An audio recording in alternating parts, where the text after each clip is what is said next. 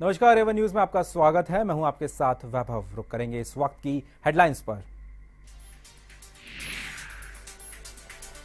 काबुल में भारतीय दूतावास के पास धमाका, 80 लोगों की मौत तो वहीं 350 लोग गंभीर रूप से घायल। प्रधानमंत्री नरेंद्र मोदी ने किया दुख व्यक्त, ट्वीट कर की धमकी की कड़ी निंदा।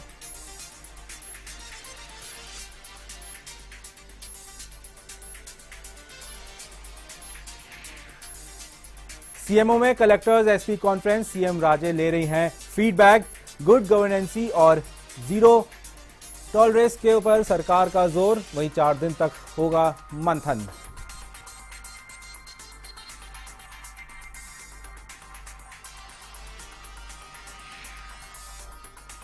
हिंगोनिया गौशाला मामले में जस्टिस महेश चंद्र शर्मा ने सुनाया फैसला, नहीं बदलेगा गौशाला भूमि का स्वरूप। एडीजी एसीबी को भ्रष्टाचार की जांच के लिए दिए निर्देश।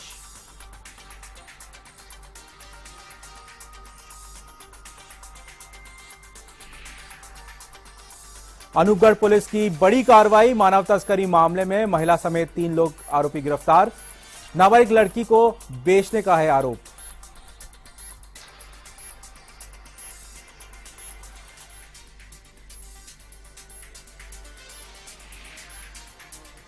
और प्रदेश की उत्तरी पश्चिमी जिलों में बदला मौसम का मिजाज, धूल भरी आंधी के बाद बरसी राहत, आमजन को मिली गर्मी से निजात।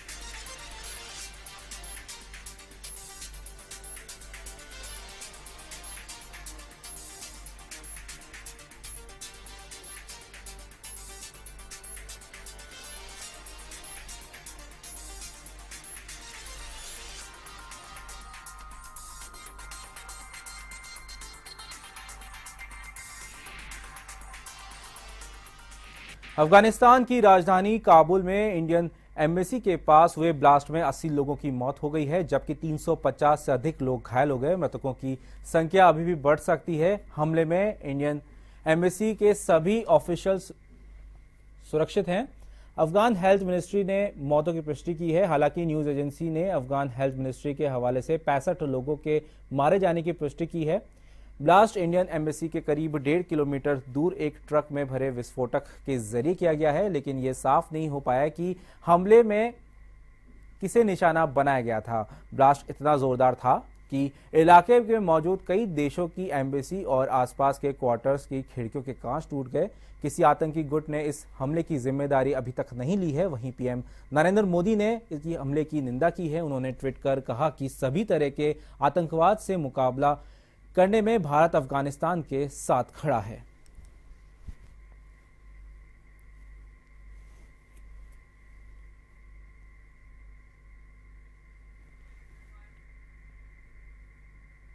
सीएमएचओ में 4 दिवसीय कलेक्टर्स एसपी कॉन्फ्रेंस का आगाज हुआ है। सीएम वसुंधरा राजे की मौजूदगी में पहले और दूसरे दिन 19 विभागों के एसीएस, प्रमुख सचिव और सचिव प्रेजेंटेशन देंगे। कौन सा जिला किस स्कीम में टॉप 5 और कौन सा 5 जिला परफॉर्मेंस करने में पीछे रहे हैं, इसका प्रेजेंटेशन के बाद रिव्यू होगा। इस दौरान सीएम सीधे कलेक्टर से बात करेंगी।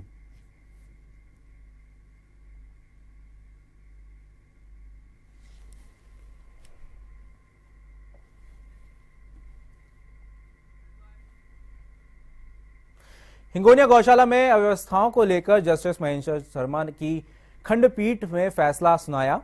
जस्टिस शर्मा ने राज्य सरकार को निर्देश दिए कि सरकार गाय और बछड़े को राष्ट्रीय पशु घोषित करे। मुख्य सचिव इसके लिए उपयुक्त कदम उठाएं। साथ ही एडीजे एसीबी को भ्रष्टाचार की जांच के भी निर्देश दिए हैं। सुनवाई के दौरान उन्होंने कहा कि गौशाला का स्वरूप कभी भी नहीं बदलेगा। राज्य सरकार गौशाला को हमेशा वित्तीय सहायता देती रहेगी। वहीं इसकी समय समय पर मॉनिटरिंग भी की जाएगी। वहीं जस्टिस शर्मा ने 6 सदस्यीय कमेटी का भी गठन किया है, जिसमें वरिष्ठ अधिवक्ता सज्जन राज सुराना, अधिवक्ता ललित शर्मा, अधिवक्ता पूनम चंद भंडारी, विजय सिंह पूनिया और बार एसोसिएशन के अध्यक्ष और सचिव को शामिल किया गया है।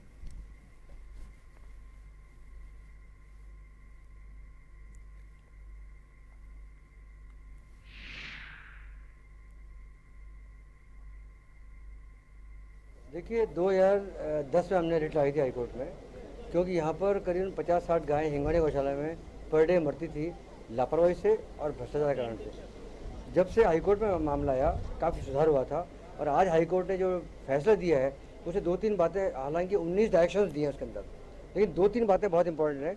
एक तो उन्होंने ये कहा है कि जैसे नेपाल ने गाय को राष्ट्रीय पशु घोषित किया है, वैसे सरकार को चाहिए कि इसको राष्ट्रीय पशु घोषित करे। उसके लिए उन्होंने ये डायरेक्शन दिए है कि यहाँ के एडवोकेट जनरल और चीफ सेक्रेटरी ये दोनों इसका पूरा प्रयास करेंगे, और पूरा प्रयास करके सेंट्रल गवर्नमेंट से बात करके इसको राष्ट्रीय पशु घोषित कराएंगे। दूसरा ये है कि गाय के जो हत्या की जाती है उसमें सजा बहुत कम है, तो हाईकोर्ट ने ये भी निर्देश दिए हैं कि इसको LI किया जाए, लाइफ इम्प्रिजनमेंट हो। क्योंकि गाय को भी उन्होंने जब उत्तराखंड हाईकोर्ट ने नदी को जीव माना है, तो गाय तो जीव है ही है, इसलिए यदि कोई इसकी हत्या करता है तो उसको भी उम्र कैद की सजा का प्रावधान इसमें किया जाना चाहिए। इसके अलावा ये कहा कि जो करप्शन बहुत ज़्यादा फैलता है, तो DGP जो ACP के हैं उनको ये डायरेक्शन दिए हैं कि हर 3 महीने में वो पर्सनल विजिट करेंगे गौशाला की, और यदि कोई भ्रष्टाचार पाया जाता है तो वो खुद FIR लॉन्च कराएंगे और उसमें जांच होगी, उसके खिलाफ कार्रवाई की जाएगी। पूर्वोत्तर इलाकों से होकर गुलाबी नगर तक पहुंचे बादलों ने शहर के कई इलाकों में राहत की बूंदें बरसाई। एकाएक मौसम का मिजाज पलटा और पहले धूल भरी हवा चली तो बाद में शहर के कई हिस्सों में हुई बारिश ने शहरवासियों को गर्मी से राहत मिली।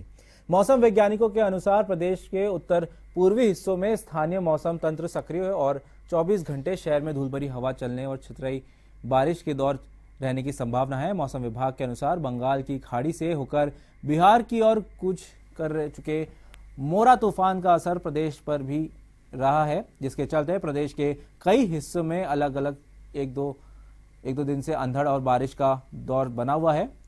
वहीं उम्मीद की जा रही है कि 1-2 दिन और रहेगा। विभाग के अनुसार पूर्वोत्तर राज्यों में सक्रिय दक्षिण पश्चिमी मानसून के साथ प्रदेश में बह रही पूर्वाई हवा के कारण अगले 1-2 दिन बादलों की आवाजाही बनी रहने की व गर्मी के तेवर अंशित रूप पर कम रहने की उम्मीद है। आपको बता दें कि सुबह 11 बजे गुलाबी नगरी में जिस तरीके से अंधड़ के साथ बारिश हुई, मानो कि शाम हो गई हो, बिल्कुल रात सा मौसम हो गया। आप देख सकते हैं तस्वीरों में साफ तौर पे किस तरह पिंक सिटी जयपुर का जो मौसम है, जो मिजाज है, वो बिल्कुल बदल गया।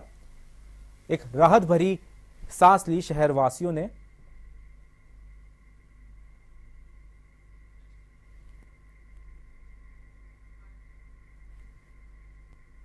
भिलवाड़ा जिले के रायलाश थाना क्षेत्र के बेरा गांव में बीती रात्रि अज्ञात नकाबपोशों ने चोरों ने एक घर में प्रवेश कर वहां सो रहे पति पत्नी पर हमला कर लाखों की लूट की। अज्ञात नकाबपोश चोरों ने पहले महिला सीता शर्मा के पैरों को तलवार से काटकर उसकी कड़ियां लूटने की कोशिश की, लेकिन डर के मारे सीता ने स्वयं ही अपने पैर की कड़ियां उतार कर दे दी। इसके बाद चोरों ने उसके पति नंदराम पर कुल्हाड़ी से हमला कर उसके सारे दांत तोड़ दिए, जिससे वह गंभीर रूप से घायल हो गया। बाद में चोर घर में रखे 3 किलो चांदी, 5 तोला सोना व 1 लाख की नकदी लेकर फरार हो गए। सुबह स्थानीय वासियों को घटना का पता चला तो पूरे गांव में दहशत फैल गई, जिससे वहां मौके पर काफी संख्या में भीड़ जमा हो गई। घायल हुए पति पत्नी का भिलवाड़ा के रामस्नेही चिकित्सालय में उपचार कराया जा रहा है। वहीं सूचना पर रायला पुलिस मौके पर पहुंची और मुआयना किया, वहीं मामले में जुट गई है।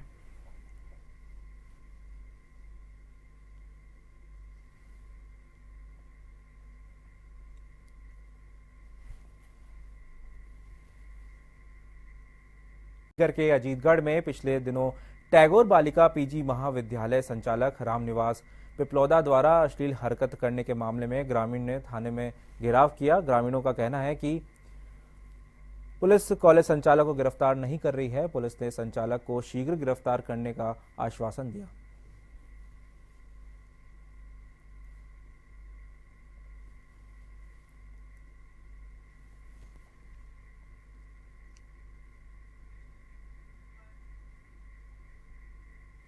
श्रीगंगानगर के अनूपगढ़ में पुलिस ने मानव तस्करी का मामला उजागर किया है। पुलिस ने एक महिला सहित 3 आरोपियों को गिरफ्तार किया है। तीनों पर नाबालिग को बेचने का आरोप है।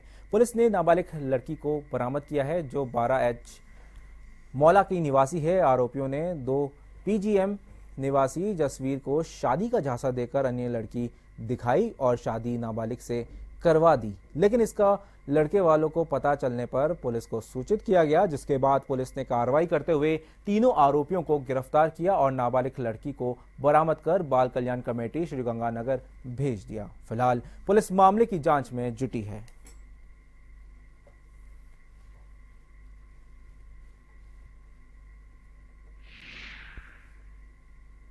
मामला प्रकाश में आया है जो मानव तस्करी की श्रेणी में आता है। 2 बीजीएम गांव के अंदर एक लड़की को 12H मोहल्ला थाना के श्रीसिंहपुर इलाके से 40,000 रुपये में बेच दिया। उसमें लड़की दिखाई दूसरी, शादी दूसरी की गई। यहाँ पे ये शादी 26 तारीख को हुई थी।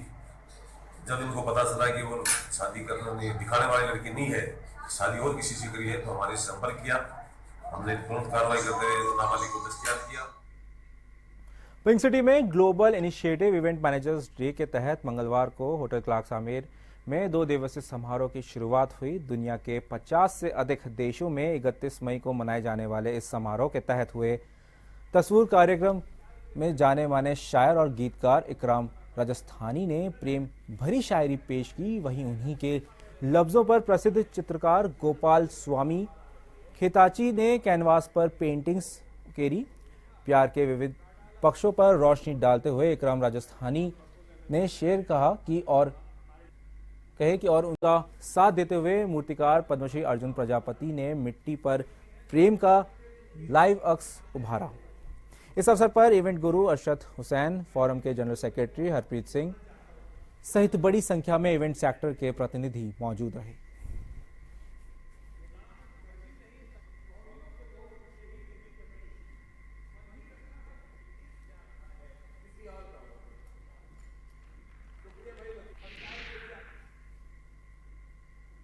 इवेंट मैनेजर से पूरी दुनिया में लगभग 50 से ज़्यादा देशों में मनाया जाता है और सबसे मुख्य बात यह है कि इसकी शुरुआत जयपुर से हुई है। तो जयपुर में हमेशा क्रिएटिव इवेंट्स होते हैं, पूरी दुनिया की नज़र उन पे रहती है। उसी कड़ी में आज हमने ये कार्यक्रम तसव्वुर आयोजित किया है। यहाँ पे तसव्वुर में एक शायर का तसव्वुर अलग है, एक चित्रकार का तसव्वुर अलग है, एक मूर्तिकार का तसव्वुर अलग है, हर कलाकार का तसव्वुर अलग है। तो हमने इस तसव्वुर कार्यक्रम के अंदर कोशिश की है कि तीनों का जो अपना अपना तसव्वुर है वो हम लोगों के सामने आए।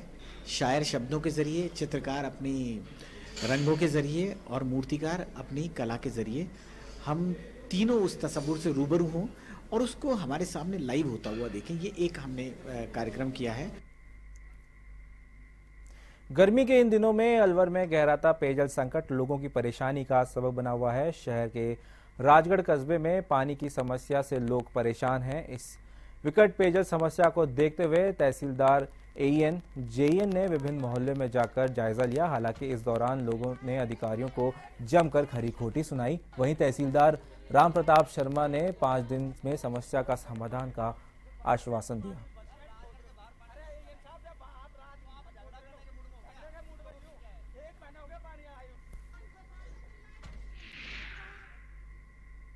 पानी की राजगढ़ कस्बा में काफ़ी प्रॉब्लम्स आ रही थी, शिकायत आ रही थी। तो उसकी जांच के लिए आज कस्बे के विभिन्न वार्डों में मौका पे जाके परिस्थितियों को और समस्याओं का समझ कर उनका मौका पे ज़्यादातर का निराकरण करवाने के लिए आदेश पीएचईडी को दिए हैं।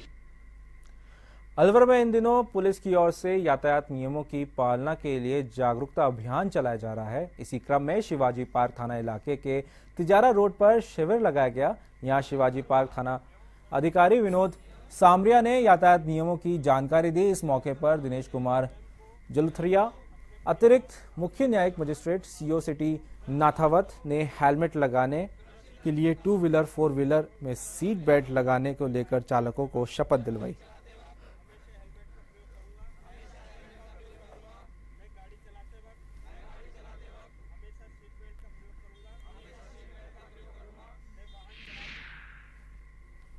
आज पुलिस थाना शिवाजी पार्क की ओर से यातायात जो नियम हैं उनकी जानकारी देने के लिए ये कैंप आयोजित किया गया, जिसमें जिला विधिक सेवा प्राधिकरण का भी सहयोग रहा। इसमें उपस्थित लोगों को यातायात नियमों की जानकारी दी गई और साथ ही यातायात के बारे में उनको बताया गया कि किस तरीके से आपको वाहन चलाना है आपको वाहन शराब पीकर नहीं चलाना है, वाहन के ऊपर आप जब भी चलाएंगे तो मोबाइल पे बात नहीं करना है। उनको सामान्य रूप से यातायात की जानकारियाँ दी गई। चित्तौड़गढ़ जिले के बेंगू कस्बे में आज सुबह एक मकान गिरने से 2 मासूम सहित 3 जनों की मौके पर ही मौत हो गई, जबकि हादसे में आधा दर्जन लोग गंभीर रूप से घायल हो गए, जिनमें 2 की हालत अभी भी नाजुक बनी हुई है। जानकारी के अनुसार जिले के बेंगू कस्बे में बुधवार सुबह 4 बजे लगभग एक पुराना मकान ढह गया। बताया जा रहा है कि उसी मकान के पीछे नींव खोदने से यह हादसा हुआ है।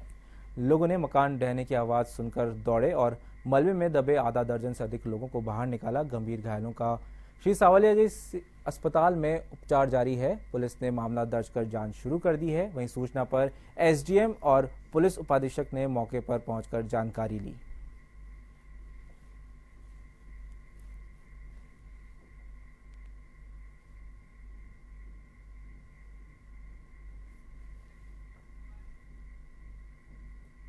बाड़मेर के बायतू उपखंड में गिरा पंचायत में कांग्रेस कार्यालय का उद्घाटन एवं कार्यकर्ता सम्मेलन आयोजित हुआ। पूर्व मंत्री हिमाराम चौधरी ने बीजेपी को पर निशाना साधते हुए उनको आड़े हाथों में लिया।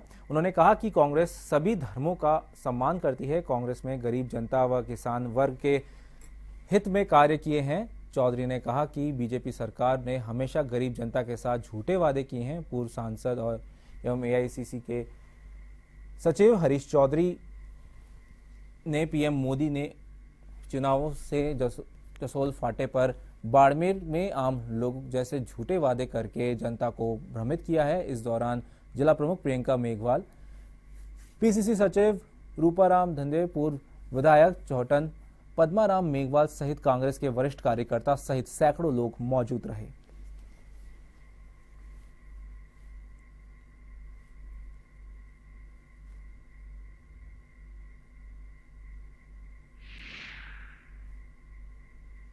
अगर चुनाव के बाद में यदि हम इनके ऊपर इनसे अपेक्षा करते तो, क्योंकि समय भी देना पड़ता है, कोई भी काम करने के लिए समय भी लगता है। 3.5 साल का समय गुजरने के बाद भी इन्होंने जब जनता की कोई सुध नहीं ली किसी प्रकार की, तब जा करके मजबूरन हमें ये कार्यालय खोलना पड़ा। और आने वाले समय में सब जगह कार्यालय खोलेंगे, धरने देंगे, प्रदर्शन करेंगे, इस सरकार को मजबूर करेंगे कि वो आने वाले 1.5 साल के अंदर। राजधानी के जवाहर कला केंद्र के रंगायन सभागार में जापानी शिंटो थिएट्रिकल डांस की प्रस्तुति की गई। जापान एवं भारत के 60 वर्ष के सांस्कृतिक संबंधों को दर्शाने के लिए यह कार्यक्रम जवाहर कला केंद्र और द जापान फाउंडेशन नई दिल्ली की ओर से संयुक्त रूप से आयोजित किया गया। इसके तहत मैजिसावा कगुरा ग्रुप ने डांस प्रस्तुत किया। शिंटो देवताओं को समर्पित इस संगीत में थिएटर प्रस्तुति में कलाकारों ने बड़े घंटों, बांसुरियों एवं ड्रम्स के जरिए सनातन कथा का प्रस्तुत किया। कलाकार में नेतृत्व का माध्यम पौराणिक कहानियों और लोक कथाओं का वर्णन किया। आपको बता दें कि मैजिसावा कगुरा एक लोक कला प्रस्तुति है जिसका वर्ष 1912 में शुरुआत हुई थी।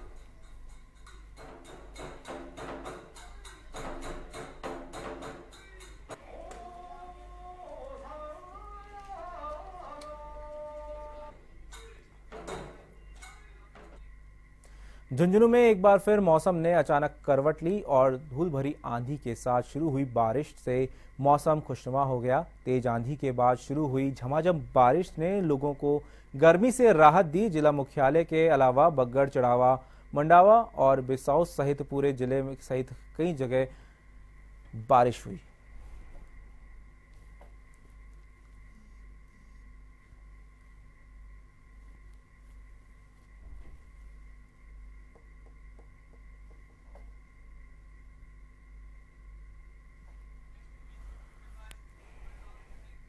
बारा के केलवाड़ा सीताबाड़ी धाम स्थित परशुराम मंदिर में सर्व ब्राह्मण समाज द्वारा श्रीमद् भगवत ज्ञान कथा का आयोजन शुरू हुआ।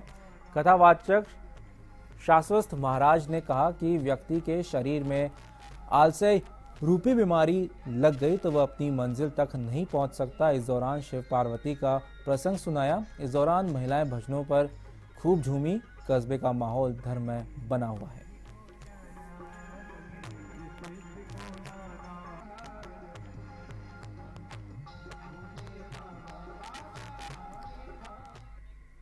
झुंझुनू शहर के गोपाल गौशाला के पास स्थित मुक्ति धाम के पास एक युवक का शव मिलने से सनसनी फैल गई, जिसकी सूचना पर कोतवाली पुलिस मौके पर पहुंची और शव को बीडी के अस्पताल की मोर्चरी में रखवाया। अभी तक शव की शिनाख्त नहीं हो पाई है। बताया जा रहा है कि मृतक की उम्र करीब 35 साल के आसपास बताई जा रही है। फिलहाल पुलिस मामले की जांच में जुटी हुई है।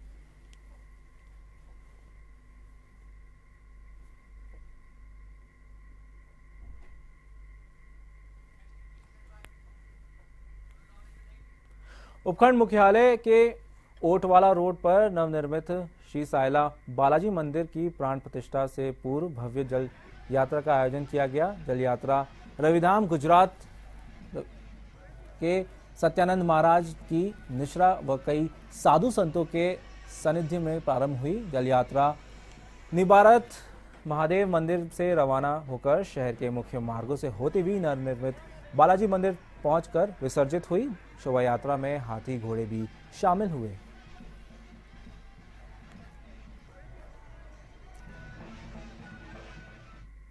एवन न्यूज में फिलहाल इतना ही। खबरों का सिलसिला जारी रहेगा। आप देखते रहिए एवन टीवी। नमस्कार।